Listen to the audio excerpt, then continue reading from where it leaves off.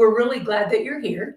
We know that you have a very busy summer, as do we, trying to get everything together, right? And catch up on all of everything, including sleep, which is a good thing. And so we're here, absolutely. So we're here tonight to talk about social media awareness.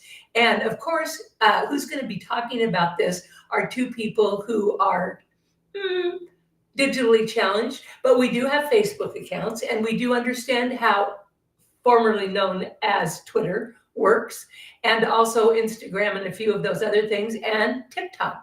We're even understanding that and how that works and why that's such a viable tool.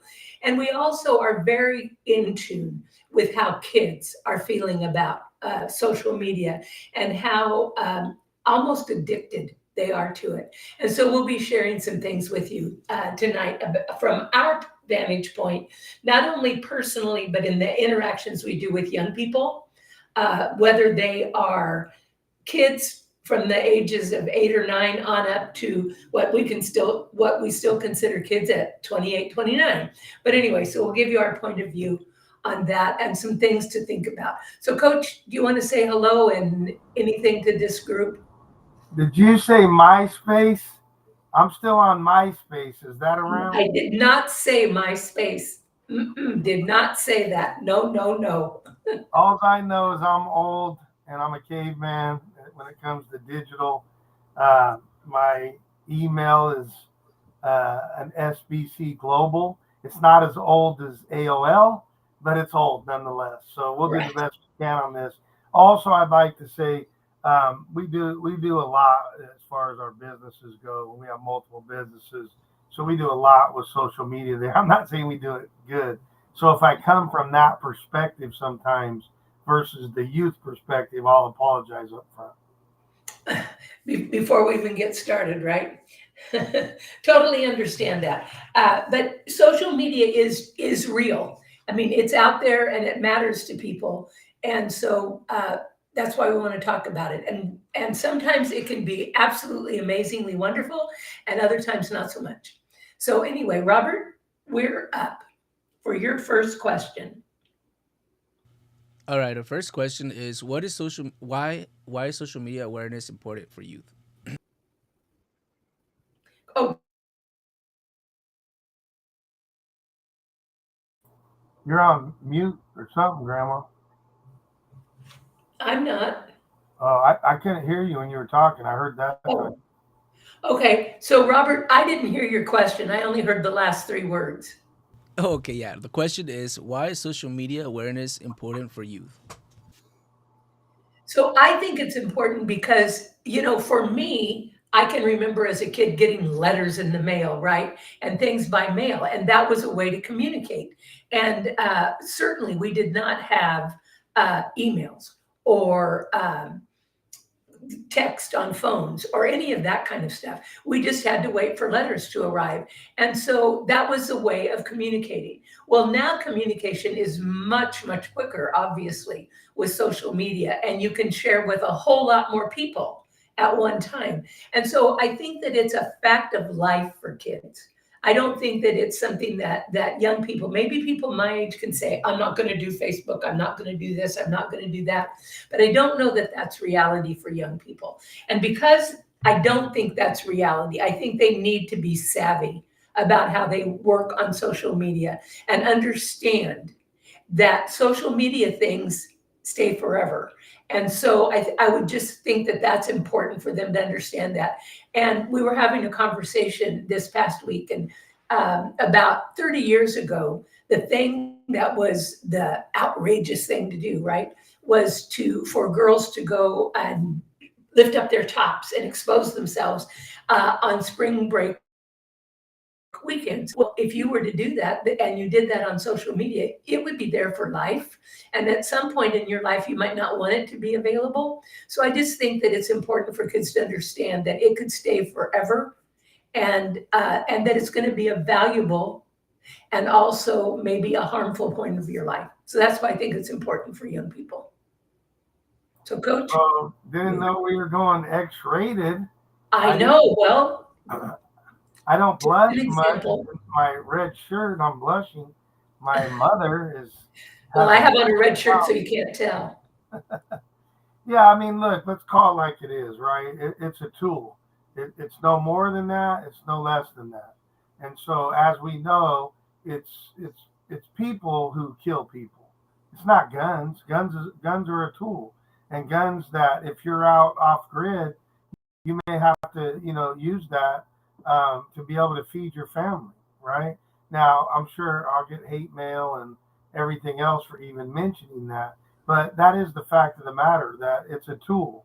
And unfortunately for the young kids, they look at it more as a lifeline instead of a tool, right? It's like, oh, I have to have this. As you can see, I collect sports stuff and I make the joke, well, it's better than having a drug habit or something like that. There's worse things out there. So there is worse things out there than obviously social media, but it's also not a lifeline. It's a tool. So if we were to, let's say I needed to take an outlet cover off in my house, I could do that with my fingernail and I would eventually get that thing off. But if I went out and got a butter knife, it would be a little bit easier as a tool to get that. If I were to then go to an actual screwdriver, let's say a Phillips head, it's going to be easier to do that. And then I could say, well, here's a power tool, and then I can do that as well. So if we look at these things as tools, then obviously the power tool is going to be better, but I could also use the power tool for something that's negative. I could try to attack somebody or whatever. So I think it's just really, what are you trying to accomplish with the social media as a youth? Are you trying to understand what's going on in the real world and what's trending and what's having fun and these great things? I know I see on LinkedIn every day some amazing stories about people that are doing great things. I also, I've seen negative stuff and I just turn it off. I don't want to see the negative. I don't want to use the tool to have it be negative. That's why I don't watch the news, right? So I think it's just understanding that, it's a tool and how are you going to use that to good. I think that's a great point and a great distinction, right, between a lifeline and a tool. Yep, I agree with that 100%. Okay, Robert, you're up. How can I use how can I teach youth to use social media responsibly? I think that one of the things that people like about social media, but I think that makes you be more bold or more brazen on social media is the fact that it's anonymous.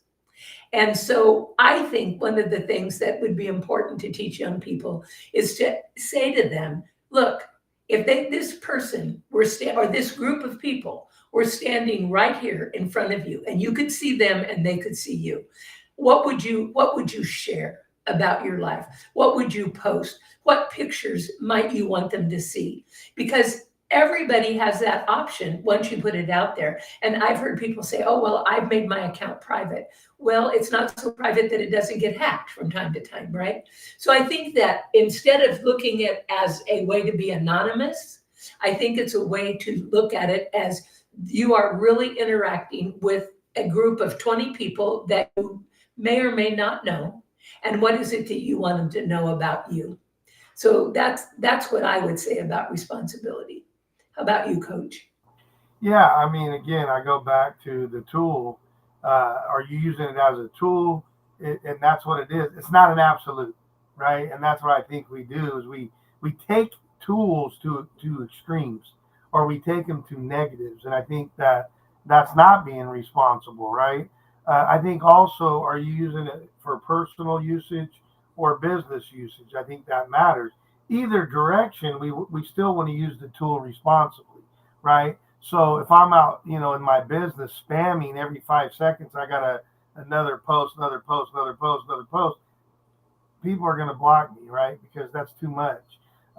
Same thing. If you're just spending so much time and you're scrolling and scrolling and scrolling and looking and scrolling and doing some more, and you got this time and this time, it's too much, right? So we have to use things in moderation.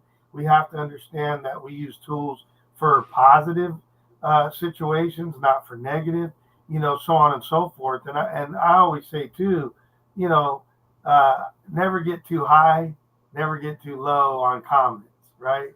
people may say, well, your face is ugly because I got a sunburn and I'm wearing a red shirt. Okay, like I could care less what people think about me. It just doesn't really matter to me, right? Uh, even my wife or my mom, I don't really care what they think about me. I care about what God thinks about me, and I got issues. We'll get into that at a later date. But in the end, I'm not going to take these comments and go, oh, because then I'll be irresponsible. Oh yeah, well your mama dresses you funny. Oh yeah, you're fat. Oh yeah, right. It's like it's ridiculous. Everybody can have their opinion about me, and that's okay, right? And but we can get nasty with it too, but we can go to extreme when we see these comments, right? I have very thick skin, right? You can say whatever you want about me, and I'm okay with it. Now I will want to say the last thing is like when Gma was talking about, um, you know, yeah, everybody's real tough behind the screen, and that's true, right? Like when I drive, these people turn on a blinker and they're just pulling over in your lane, and I'm like, dude, I guarantee I'm pretty big. I'm a pretty big dude, right? I mean, I lift a lot of weights, pretty athletic, blah blah, whatever. I'm like, are you gonna do that at Albertsons? You're gonna turn on your blinker and cut in front of me at the grocery store? I don't think that's gonna happen. So if you're not gonna do it like GMA says, right in front of their face, then don't be all tough behind the screen as well.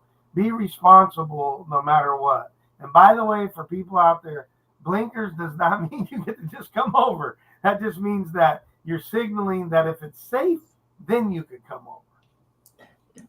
Exactly. When you were talking about the interaction and all that, you know how there are commercials where you'll have a group of people sitting at a table and they're all locked into their screen, right? They're not talking to each other. They're not doing anything. And for me, that I don't go to dinner with people so that they can all look at their screens, right? I want to talk to them and be real with them. And so I do think that you can hide behind that screen, right? To a point that you miss out on the real world, right?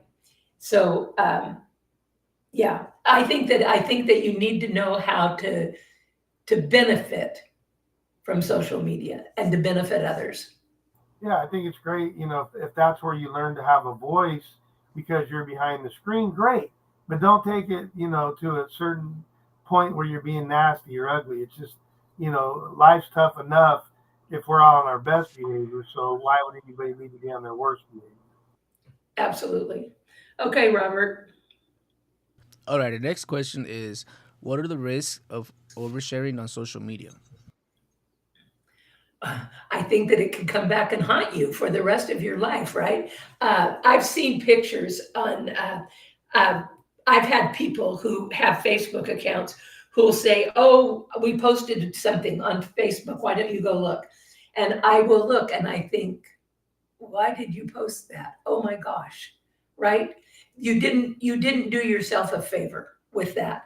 And I will tell you this, I was working for an organization after I retired, and there was a young person who often didn't show up for work and always was sick, except that her supervisor logged into her social media account and discovered that she was laughing about calling in sick, that she was going to be headed to the beach. She was going to do this, she was going to do that. They collected multiples of those and they fired her because she was not being honest about it. So here she was sharing, and I'm sure that there was some follower, maybe somebody she knew, maybe somebody she didn't know, that she felt like needed to know all that about her.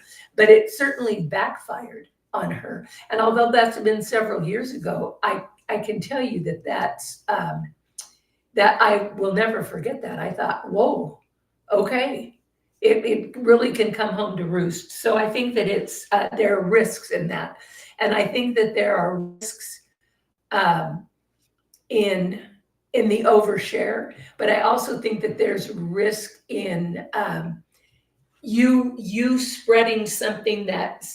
So there's algorithms that send you certain information, and you can post things as if they're fact without knowing if they're facts or not. And I think all you need to do is watch the social media from politicians to know that that's true. So I think that it's just you can overshare, and there's a risk for that because people just stop believing you. So I'll pitch it to you.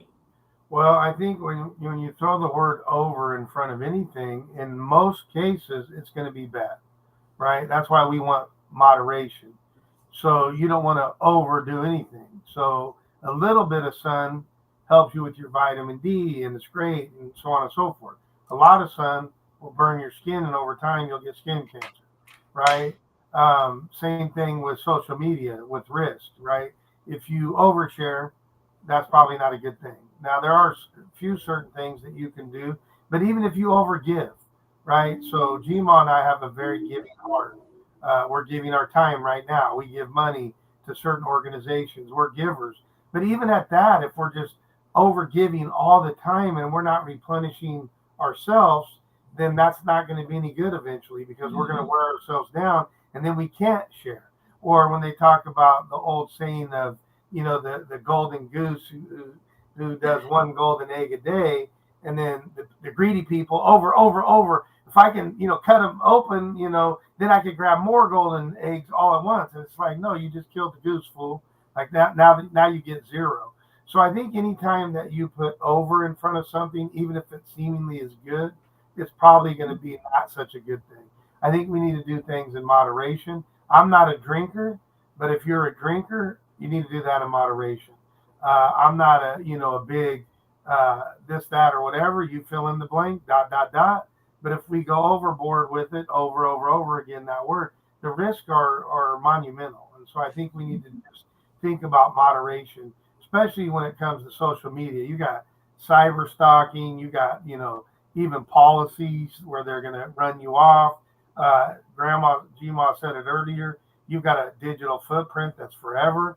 And so maybe the over now doesn't get you, but maybe it gets you when you're applying for the job of your life. Man, I got the job. And just like Gma said, that the boss, the overseer, went and looked back and was like, whoa, I'm not interested in that type of person. So that digital footprint is with you forever. And so I just think there's a lot of reasons to watch the over. I agree for sure. Okay, Robert, you're up. Yes, your next question is, how can I address cyberbullying with youth? So again, cyberbullying is because you can be very bold, right, when you're not in front of the person. So one of the things that I think is important is to teach kids how to block stuff, right? Just because somebody wants to get to me doesn't mean I have to allow it. So I don't know about the rest of you, but I get spam phone calls. In fact, I think I got one last week while I was trying to talk with you guys. And I can go in and I can block those calls so that I don't have to take my time either decide to answer or not answer. So I think teaching kids how to block and not block after 20 times. If somebody says something to you that's offensive or that made you go, oh, that hurt my feelings, then block them immediately. You don't have to keep going back to that well and hearing every bad thing they have to say, right? And I think that's important. And then I think that you also report. People are not supposed to be harassing you or scamming you. And if you believe that that's the case, and it happens all the time, if you believe that that's the case, then you should do something about it. I was listening to the news the other day, and it said that a great deal of fraud happens through social media, and partly it happens because people don't care. They think that you can't find them, and then people don't report it because they feel foolish. And so teaching them to report and to block, I think, are two things that are really important. I mean, You want to look, add? Yeah. we talked about this, I think, as an actual subject matter. Like it was the whole topic for the night. Uh, Look, bullying is bullying, and I don't care whether it's cyber or if it's face to face or anywhere in between. So we have three components of that, right? You have the bully, you have the victim, and then you have the onlookers. That's the same thing whether it's on the internet or whether it's not. So I think we need to frame this up first of all. Then secondly, we always look at the bully, but what about the victim? So the victim can stand up for themselves. The victim can stand up for themselves by saying nothing. When people talk trash to me, you know what I tell them the first go around? Thank you so much for your opinion. Their opinion isn't fact. It's just their opinion. Because I'm going to try to take away from them. Because if you think about people that bully, rapists, whatever, it's like a power thing for them. So if you take away their power, right, and you go, oh, thank you so much for your input, I appreciate that. That's not saying you agree. That's not saying you don't want to, punch them in the nose. It's not saying any of that, but it's taking away their power. Thank you so much. Now, I'm not going back and forth with them on that. Then I may block them or just not even read it or whatever the case may be. But I need to work on myself if I'm going to become a victim of any kind of bullying, whether it's cyber or not, right? That I don't have to be a victim. I can stand up for myself. I can speak up for myself. And sometimes that's silence. Sometimes the best thing to say is absolute silence. Because if you don't, you may be feeding into their bulliness, so to speak. I don't know if that's a word, but I liked it. I'll make it up, right? And you don't want to feed them, right? Because then they just keep going or whatever. Now the onlookers could say, hey, this person said, thank you so much for the comment. Just letting you know from my standpoint, I don't appreciate that. I don't think that that's a nice thing to say. Hopefully you have a better day tomorrow. So onlookers can get involved as well, right? Because there's strength in numbers, so to speak. So think about it from your standpoint. Are you going to react? Or are you going to respond? Reaction is, hey, screw you very much, because I'm not listening, whatever. And you can do that too, but maybe that's not where we start. So react versus response, right? Response could be this. That's called silence. So I think if you take a look at that as a frame and then a couple little skills in there or things to consider, that could be extremely helpful for you. I also think, I was thinking as you were saying that, I think that we need to help youth understand that they're letting other people live in their head rent-free, right? And that person is controlling how they feel about themselves, how they look at themselves and all of that. And I don't know that any of us can afford to allow people to live rent-free in our head that are not positive and supportive. Right? I know for me, I need all the positive supports I can get. I don't need lots of negatives, right? Because they hurt. And then you have to go in through this long ordeal of trying to sort it out and figure out if you need to do something. So if we're going to be constructive criticism, that's great. But to bully and to harangue someone and to try and live rent-free in their head is not okay. And I think we need to let kids know that it's not okay and they don't need to allow it. Yeah, I got enough voices in my head. I don't need one other. Exactly, especially rent-free. Okay, Robert, you're up. All right. The next question is, how can I teach youth to evaluate the credibility of online content? So one of the things, I think that it's so easy to buy, especially with all the algorithms. And what happens in the algorithms is that they feed you more of the information they think that you already buy into. So I've made this comment before. One time I went online and I wanted to know the colors that Astro Bright paper came in. I didn't want to buy Astro Bright paper. I just wanted to know what colors it came in. And I was bombarded with advertisements for Astro Bright paper because they thought that was something I was interested in.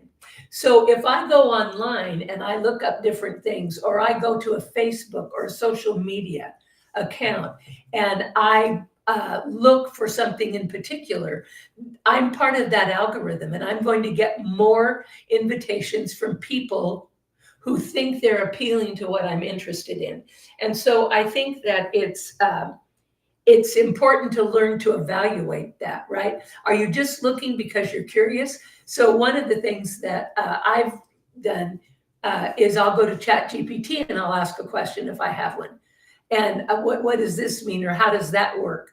And so I think you can ask other sources, but know that when you're out there in the world of online, your footprint is being dogged and people know. And if you wonder if that's true, if you think, oh, well, not with me, I'm shrewd enough, because you could be, because I know I'm not. just go out and do a few check things. One of the acquaintances we have went on social. She actually was convicted of murder, and one of the ways they caught her is they went back and they looked at her social media and all of the things and where she had gone online and what she'd looked at and what groups that she'd joined, and they realized that she'd been looking for a way to do this.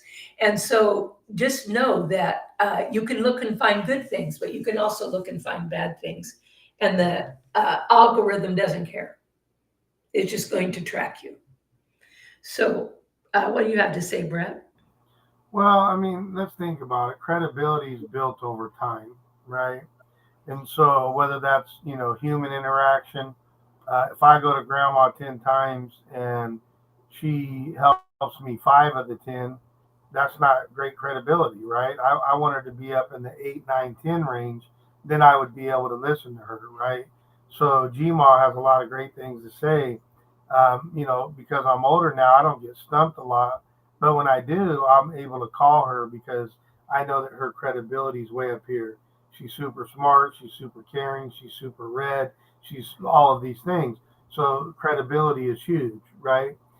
When you're talking about social media in particular, I mean, come on, man, it's a flip of a coin. Go try eBay sometimes. You could go look up eBay and somebody's trying to sell the same thing for $2,500, and this guy over here has it for $5.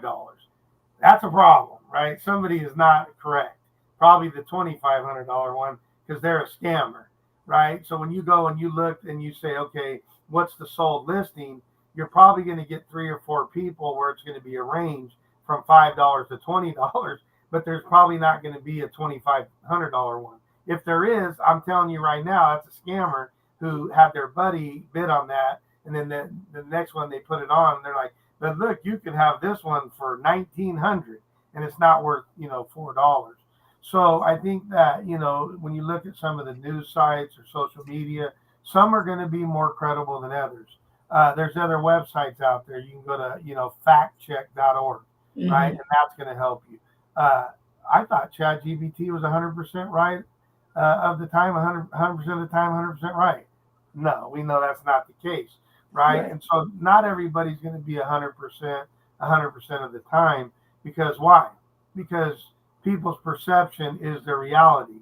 So if we all saw a wreck, grandma would say, oh, it was the black cat that ran in front of the blue Mercedes. And Robert would say, no, it was the dog that was barking at the cat. And I would say, no, it was right. We would get all these different accounts.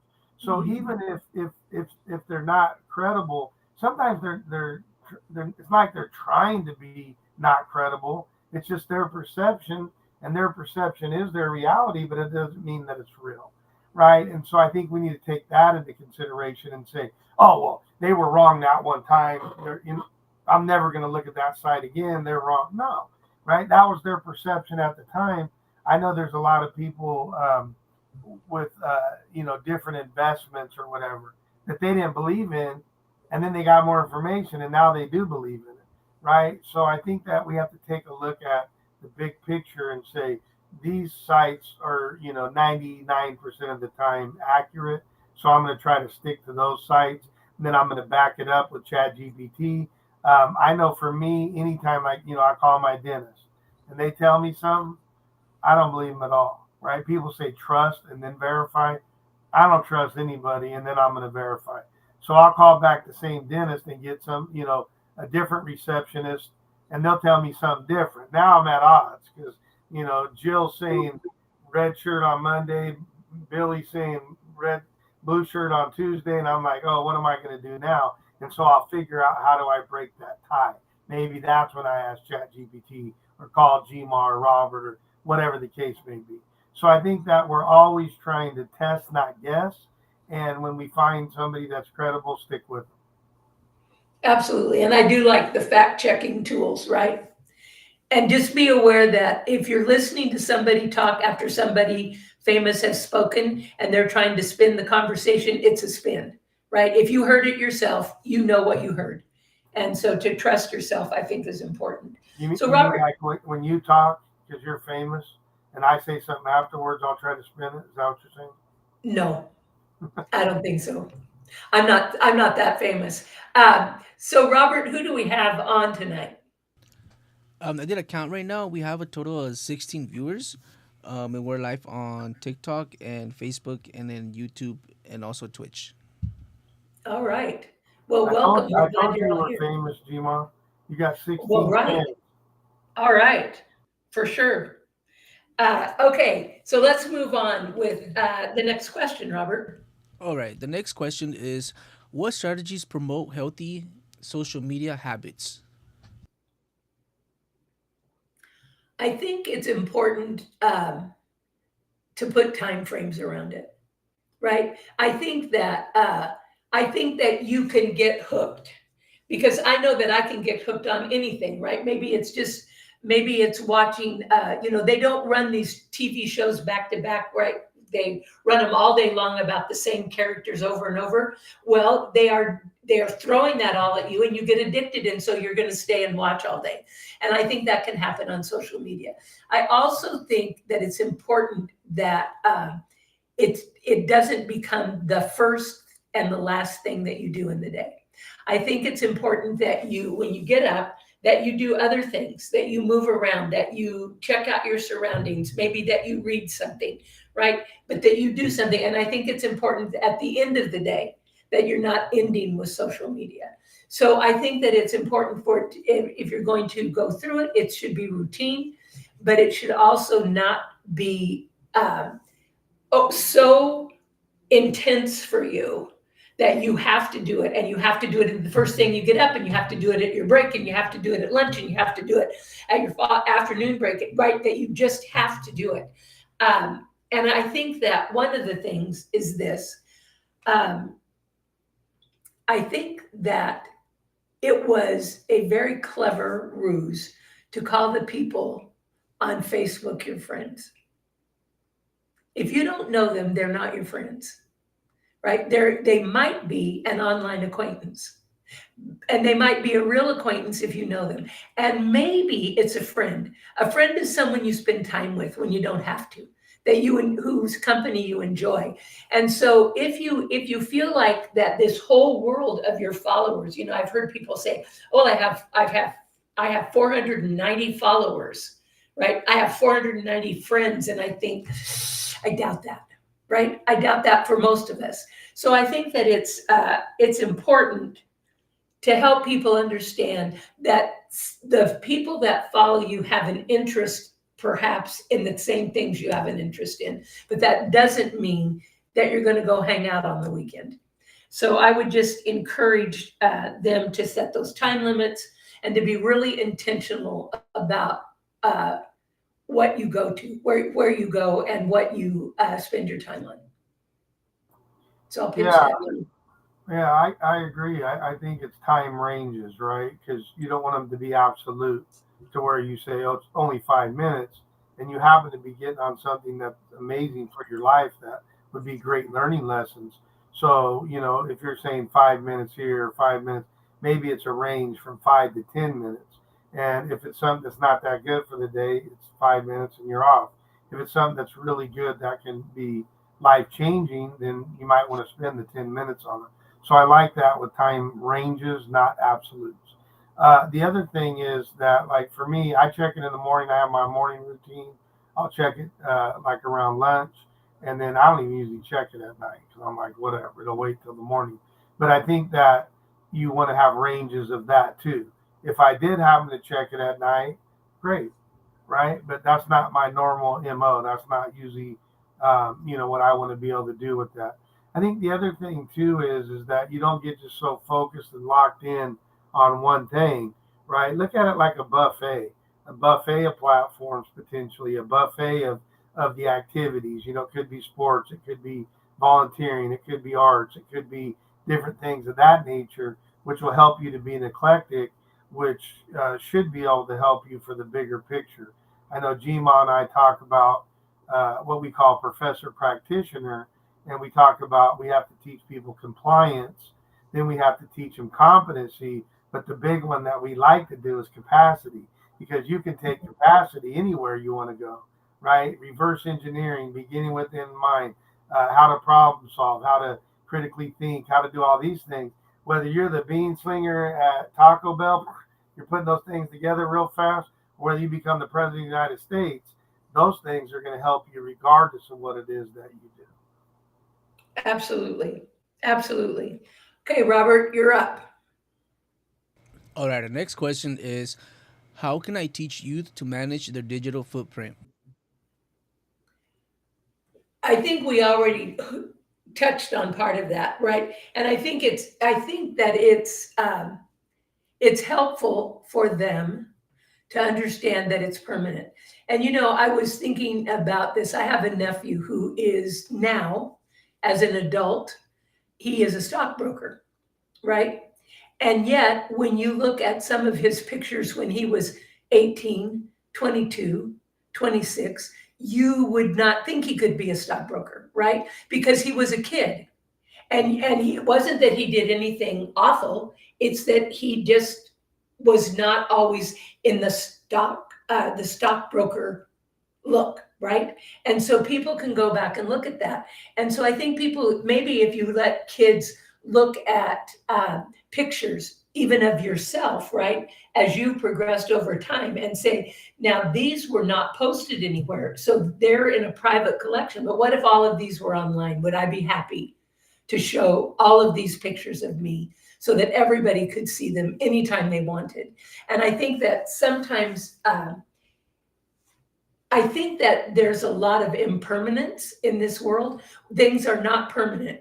And so I think that young people get confused about what it means to be permanent, right? That it's not going away. Because when you watch TV, the character, something happens to the actor or the actress, and the next week they're on another TV show and everything's fine. So I just think that it's important to help them understand that it's permanent. And then I think it's also important to teach them how to clean it up as best they can. Not that they'll get it clean forever, but at least teach them how to make an effort to clean it up. So those would be the things I would say. And I'll Yeah, I pass. mean, right, begin with the end in mind, so I have a God lens. I think I have a good moral lens that I got from my mother. I think that, as a parent, I have a lens you know, as a kid, as a grandkid, we all have these lenses. And so I want to look, far down the road and then reverse engineer that and backwards plan that. And so I'm saying, okay, whatever I put on social media, would I be okay that God saw it? Yes or no? Right? Very black and white. Would I be okay if my mom saw it? Yes or no? Would I be okay if my wife saw it? Yes or no? Would I be okay if my future grandkids or my own kids or three generations down? And if the answer is not 100% that I would be okay with it, then why run the risk of putting that out there to get the big rush and the giggle of, oh, well, look I got an extra 200 hits. Yeah, big deal. Your grandkids looking at that in 20 years too.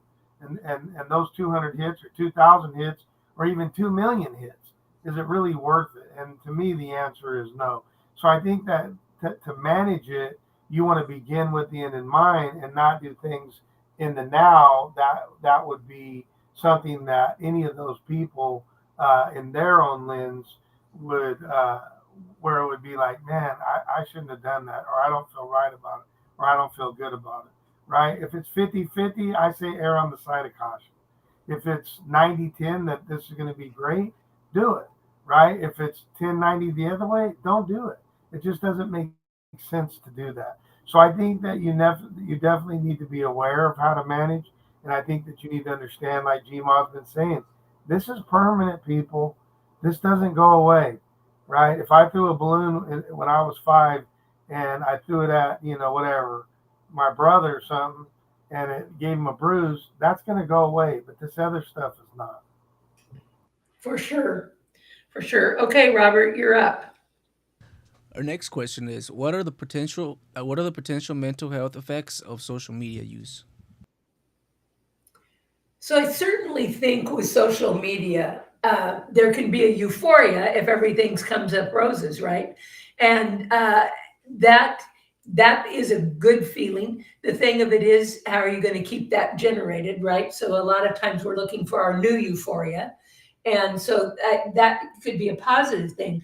But when it comes to the negative, I think it can also make you very anxious, right? I think that there can be anxiety around it.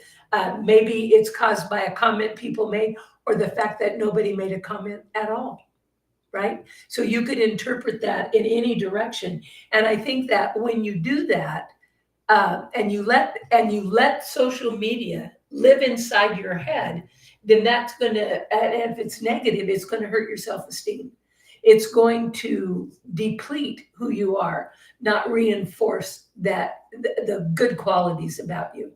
And so I just think that it's important that you understand that. And I think that if you spend all your time with a screen, and that's how you are focused in the world, I think that that's probably a cause also for depression, because it's depressing to just sit. And what do they say about sitting? Sitting's the new smoking, right?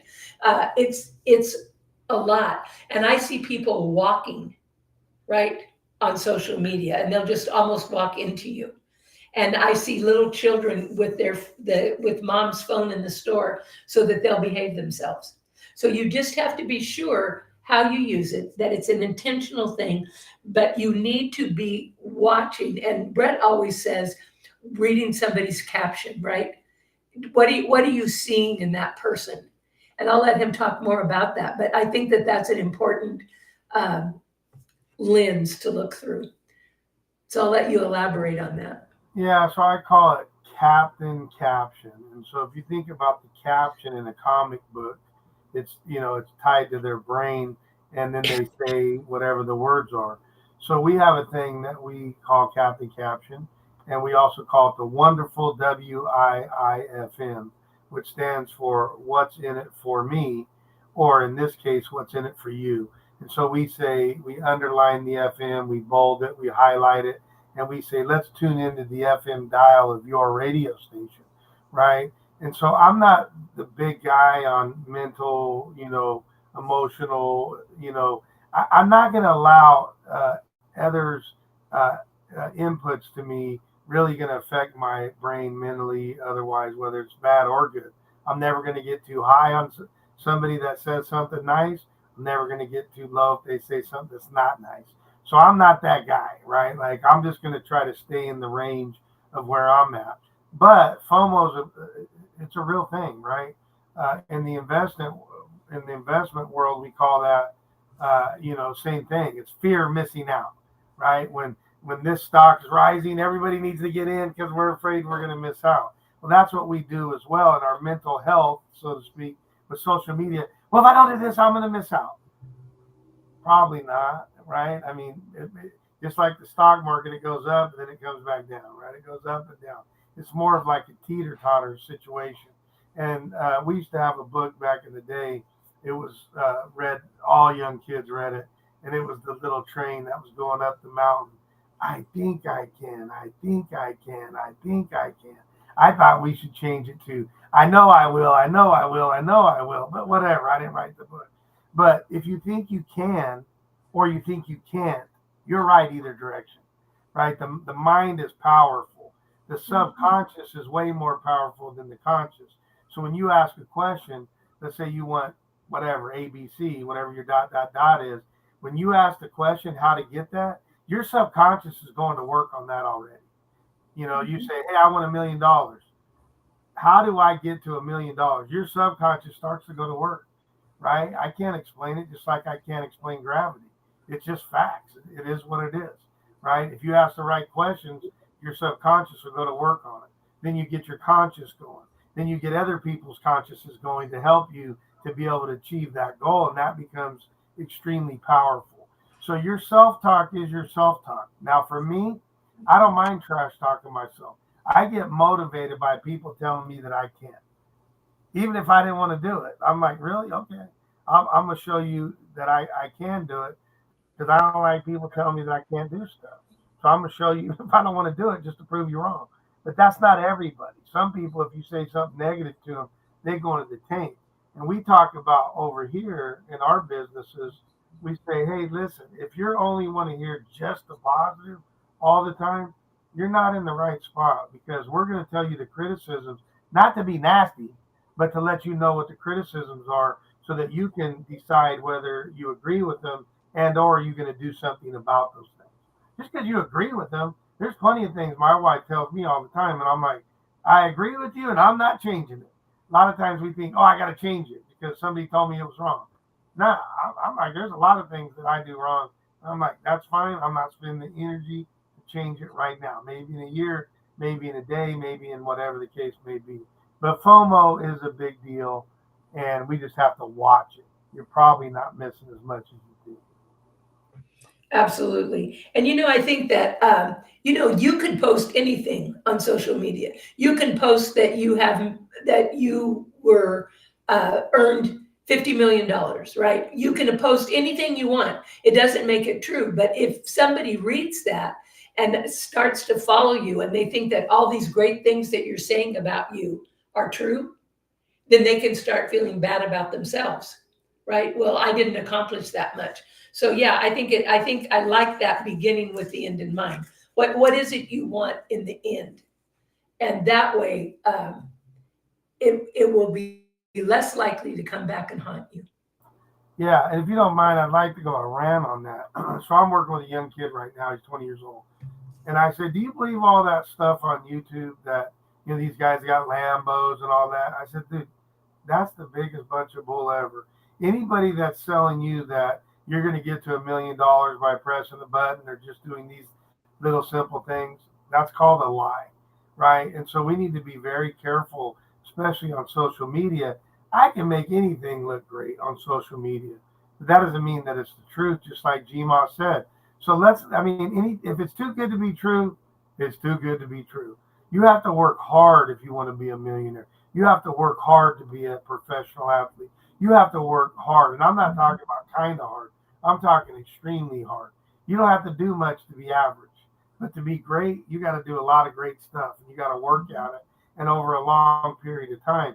GMA didn't become, who she is as a curriculum expert, one of the best in the world as far as I'm concerned. I think she's the best. She don't want to hear that because she's humble, but she didn't get that overnight. She's done, 40,000 lesson plans. She's talked to people that at one time were smarter than her in curriculum. And then she's going to try to one up them because she has a competitive spirit like that. But this is over a long period of time of 50 plus years that she's able to bring this kind of knowledge to the table, and not just knowledge, but know-how to the table. Because anybody can have it all in their brain, but if they don't know how to implement it, that's why we call it instructional implementation. You have to implement the knowledge or it doesn't mean anything. James in the Bible talks about that quite a bit, right? And faith without works is nothing. You got to take your faith and put it into works to help people and different things of that nature. Absolutely. Okay, Robert, you're up. All right, our next question is how can I educate youth about online privacy and security? I think that I believe in what's called a constructivist learning theory. And what that means is that you learn by doing it. You don't learn by somebody writing the directions for you. You don't learn by watching just the video. Not that that all that can't help you, but you have to actually apply it. So when Brett was saying just a few seconds ago about that, if you're not applying it, it doesn't count. I think that that's what you have to do with kids. I think you have to let them see how it works. I think you have to show them. I think they can watch things. I think they can do all those things, but I think that in the real world, they have to actually do it. And I think too often what we do is we do pretend stuff. And social media is real stuff. And so we're going to need to teach you how to do that. And at the same time that you're teaching them how to block a person, maybe you want to teach them how to unblock a person so that they can go either direction. It's not just this way. So I think that that's important. And then I think that more and more you're seeing two-factor authorizations, where you will go in and log in, and then they're going to send you a code to your phone. And I think that is a good practice, to have that two-factor that that is a privacy setting, that two-factor authorization. And then I think, and I'm guilty of this, so it's do as I say, not as I do, for sure. But try to separate your passwords. So if you have a single password, and that password goes from your social media account to your bank account, that's probably a bad thing, right? You need to have, okay, this is my password for this kind of thing. This is my password for more sensitive information. This is my password that I don't want anybody to have, right? And for sure, don't put it on post it on your screen. And I think that people do that, right? They put it, yeah, exactly. People do that a lot. So I think that you can teach them, but I think you teach them by having them do that, right? And having them practice, having them see if they can decode somebody's password, right? Because people do weird ones all the time that you can identify easily. So those are the things I would say to help them. Man, I need to go change my password. My password was GMA 1-800 hot. That was my password. So, and I do that across the board on 5 million things. No, I thought that was funny. Yeah. So, when you talk about two-factor authentication or authorization, I think that's a big deal. They now, I believe they have tools. Robert will know more than us because he's not as much as a digital caveman and cavewoman as we are. But there's also these passwords where they're able to change every 30 seconds, and you can have those, and you have to enter that into all the different things. Also, just having a strong and or a unique password, right? And they give you what that is. All you need to have this many uppercases, this many lower cases, this many symbols, this many numbers, this many whatever, and that makes it, where it's stronger, so to speak, right? So I think it's that.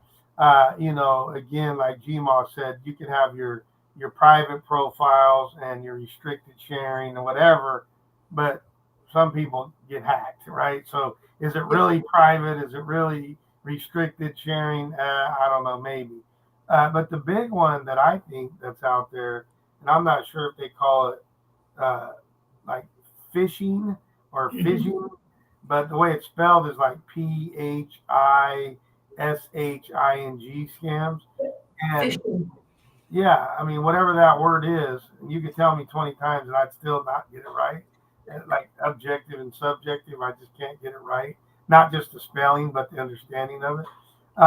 So, uh, that's a very popular thing. And remember, like back in the day, these are knuckleheads from, like third world countries, and they don't have like even great technology, whatever.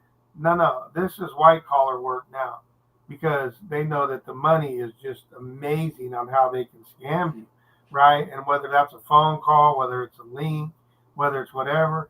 So I don't even like to open up on my text because I get a fair amount of text, but I'm never clicking on links. I don't care. Yeah, this is Bank of America. They're calling me. I'm like, whatever. I hang up on you, or I like to mess with people, so I'll play along. Yeah, let me give you my social security number. 1-800 hot 2 T's HOTT. Yes, that is my social security number, right? So I like to mess with people if they're being jerks and whatnot. But you can get yourself into trouble with that sometimes too. So I think there's just a lot of ways to counter, right? And then even when quantum computing comes around, how are we going to counter that? Well, hey, for every evil person, there's plenty of positive people that will figure out how they're going to do that. Like the old bat game, right? Like I'm going to top you in the end, and I always look at it and say, in the end, positive will win out. That's the way I look at Yep, I agree with that. But and be careful. That's all. Just be we've talked about discernment before, and you can't teach discernment, but you can help people practice it. And, it's easy to fall for a phishing scheme or a scam, right? It's easy because they know already stuff about you. So I just think it's important that you think to yourself, no. Yeah, think about it like with deep fakes and now they can, we could not be each other right now. We could not be live and this could be an avatar, whatever, and we can load in the information, how we talk, the way we talk, our tone, or right. So you just have to be very smart that you're not getting scammed. Yep. And your avatar right now is having trouble focusing on your camera. We can hardly see you, so they're going to think that you really are an avatar. Okay, Robert, you're up. All right, we have time for one more question, and that one's gonna Okay. be, what are the benefits of using social media for positive change? Well, I think one of the benefits is that it's huge, right? I mean, it covers lots and lots of ground. If you were to go to hear a speaker, right, there might be you and 50,000 other people. But with social media, the range of it is just infinite, right? Everybody can access it. And maybe they don't, or maybe they do. But I think that to understand, it's exponential. So if I'm talking to you one on one, it's different than I'm talking to you and four other of your friends, right? There's an exponential factor there. There's one of me and five of you. If you're doing this online and in social media, there's one of you, and there could be 3 billion people, 3 million people, 300,000 people. It doesn't, whatever that number is. So I think that's the power of it. The power is that you can reach so many more people than you can, and which is why scammers like to do it too, right? Because they can reach more people, but good people can reach more people as well. And I think that that's one of the benefits. So I think I'm going to give you the last 2 minutes, Brett. And what was the question again? The question was, what are the benefits of using social media for positive change? Gotcha. Yeah, I mean, I think, like we talked about on the very first question, it's a tool, and tools can be used, to gain benefit. It's speed, it's efficiency, it's effectiveness, it's more, as GMA just said, you know. So, GMA used to tell me that my purpose and passion hasn't changed, but my reach has. So it started with 16 special day kids and one adult. Then it was 1,000 PE kids and five adults. Then it was doing that plus the after school program with 16 adults. Then it was the whole district, which was 10,000 youth, and there was 223 employees. And now to this point, we're up to 50 million youth that we've helped and over 12 million adults. So when you take a look at that across the board, what's happening is that the reach just becomes ginormous. So the purpose and passion in me being a teacher and a coach and wanting to help people to be the best of who they can be, that's never changed. What's changed is the reach that GMAR and I are being able to help as far as a big thing goes, so to speak. I'm sorry about that. I'm getting text for buying more Michael Jordan, so to speak, right? I don't know how to turn it off because I'm a knucklehead. So apologies there. I'm trying to turn it off now. But anyway, I just think that the reach is important. Absolutely. So thank you to everybody who came this evening. If you'd like to ask additional questions or offer your own insight, maybe we said something that you absolutely disagree with. We're totally fine in hearing that.